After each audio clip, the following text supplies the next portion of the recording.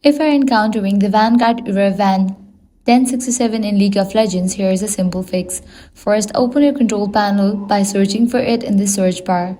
Now navigate to the option programs. Click on the option programs and features. Now here you're gonna find list of programs. Scroll down and head over to Vanguard. Once you find it, click on it and click on install. After you do that, open League of Legends and click the update to download Vanguard again. Now search for services. Once you're over here, scroll down, locate VGC in the list, right click it and select properties. Select the startup type to automatic, then click start. To save the changes, click apply and then OK. After that, restart your PC. And the Vanguard Error Van 1067 should be fixed, allowing you to play League of Legends without issues. And that's it. If this guide helped you out, do not forget to like, share and subscribe. Thanks for watching.